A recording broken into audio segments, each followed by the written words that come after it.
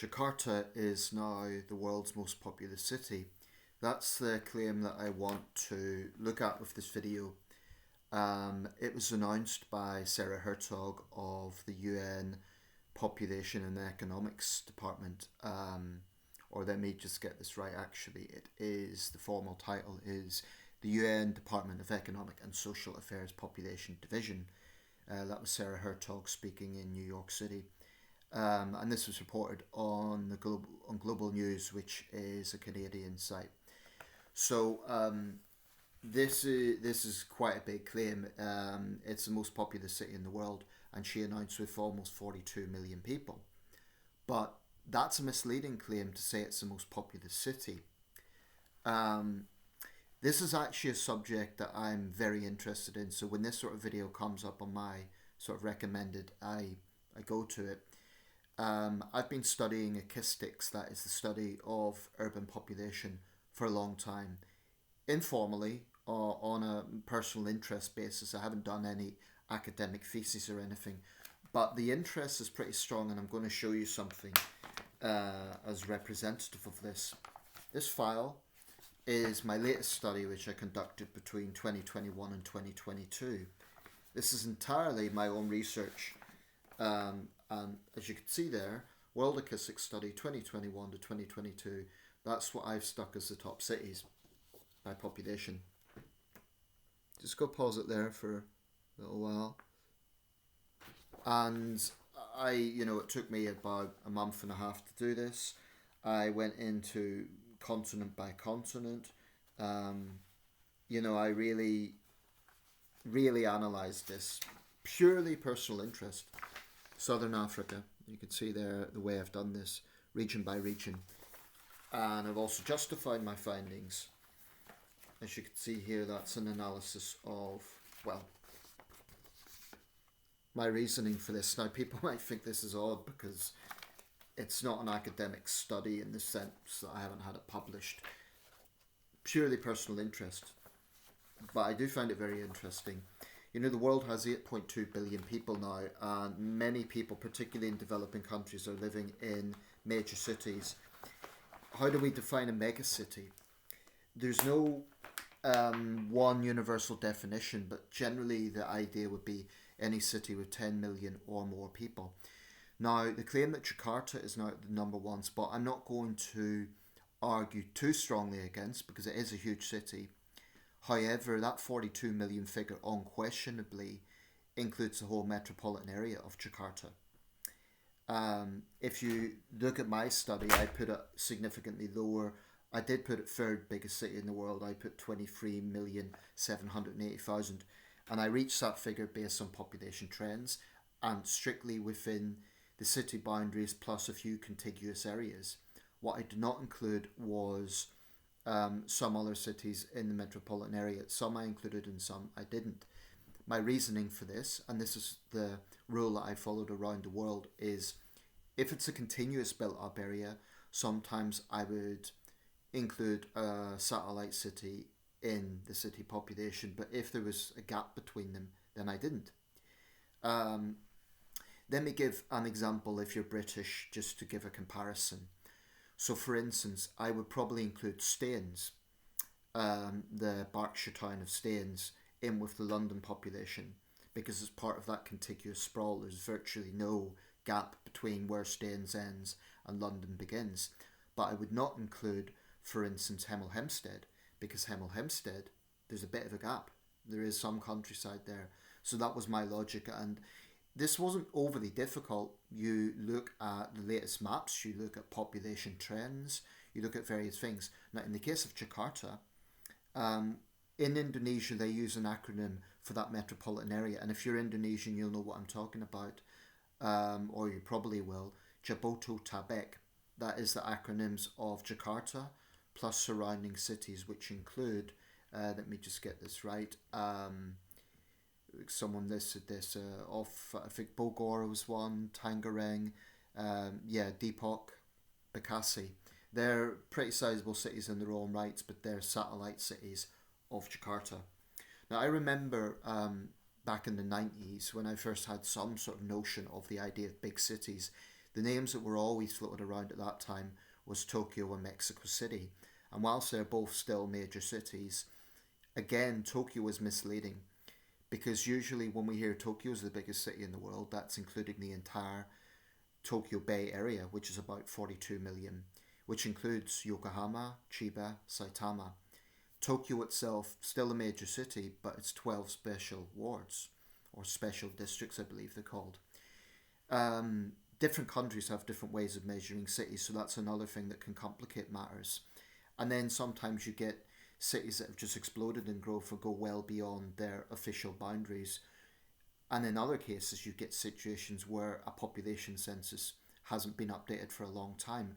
Perhaps the best example of this is Lagos in West Africa.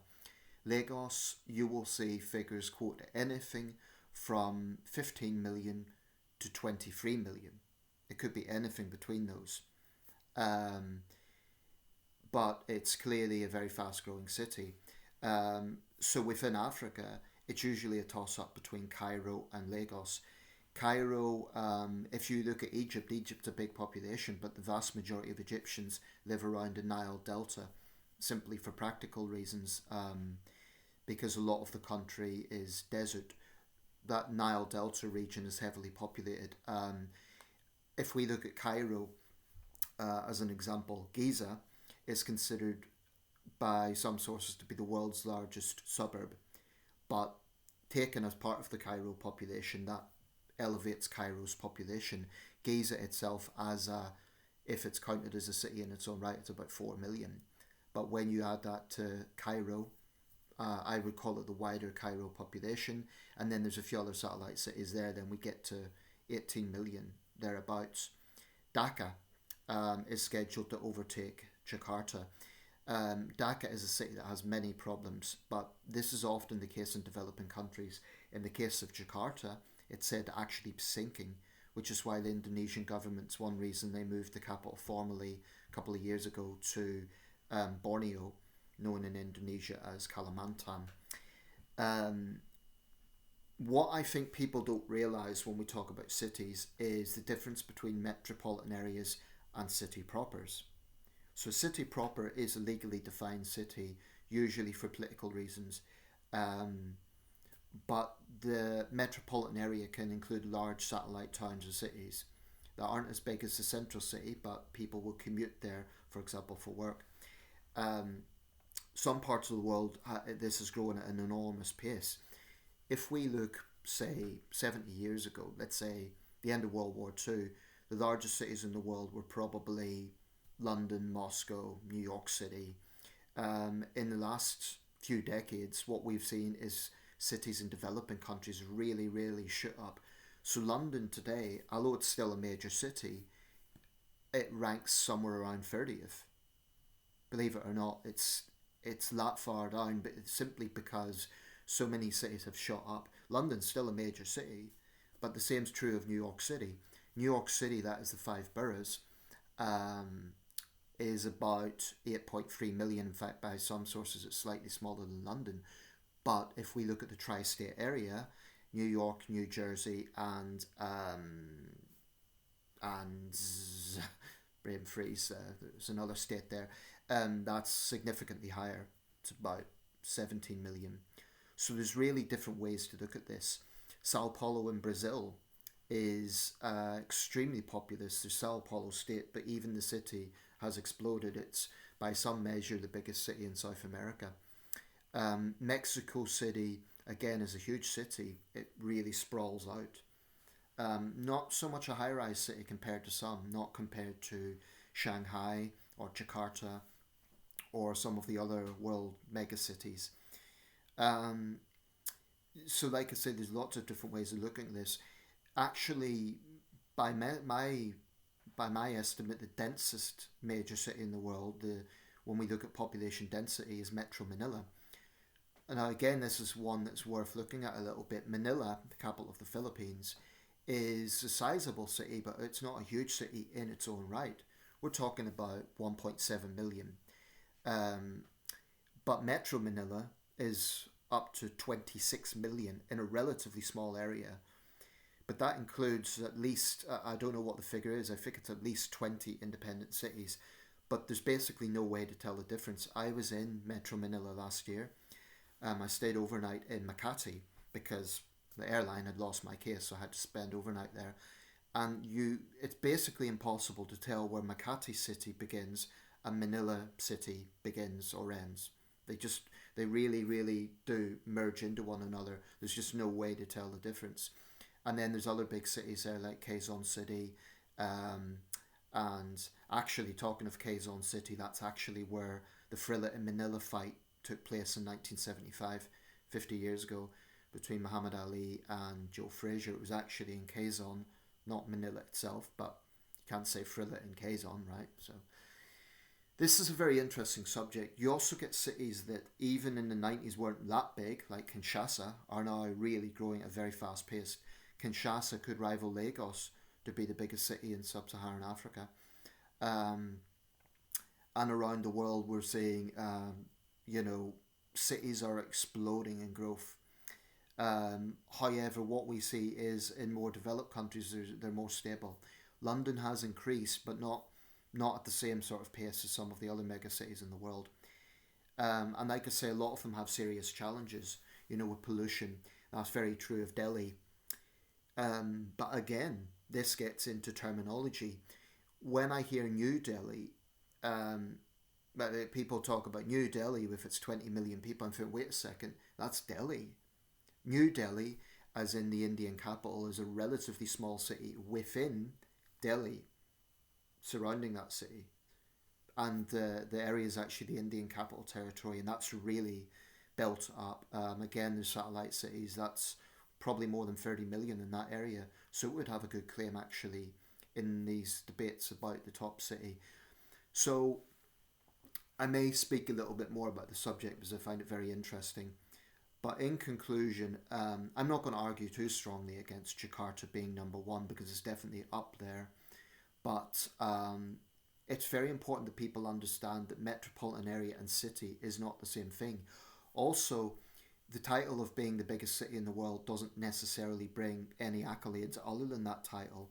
And in the case of a city like Jakarta and a rising economy like Indonesia, you know, will probably be middle ranking economy these days. It's a fast growing economy like a lot of countries in Southeast Asia, but there is big challenges there. Flooding. Right now, for example, about 1,000 people have died in flooding in Southeast Asia and also in Sri Lanka. So those sort of challenges always present problems. Dhaka has disasters all the time, building fires and other. I mean, this year, off the top of my head, I can think of at least three different tragedies in Dhaka alone.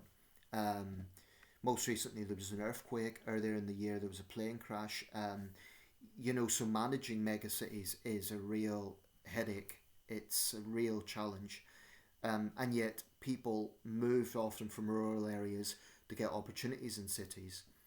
Um, and you do see big contrasts. I mean, in African countries, you see, you know, fancy modern hotels and high-rise buildings and banks, and yet within, you know, eye shot, you could see real slums, and that's true of major cities around the world actually. But I'm just putting it out there. I'm going to put a link to the video. If you're Indonesian, I'd particularly like to hear your thoughts. How do you feel about it? Do you think Jakarta is just too big? Do you think that those cities around Jakarta should be included or not? I mean, I suppose you could argue that a lot of people around the world might have heard of Jakarta because it's a major city, but they're less likely to have heard of Bogor, Bekasi, Tangerang. I mean, I have because I've studied it, but I'm a nerd. You know, most people won't have heard about that. So perhaps it is appropriate to just include the whole metropolitan area when we're talking about cities.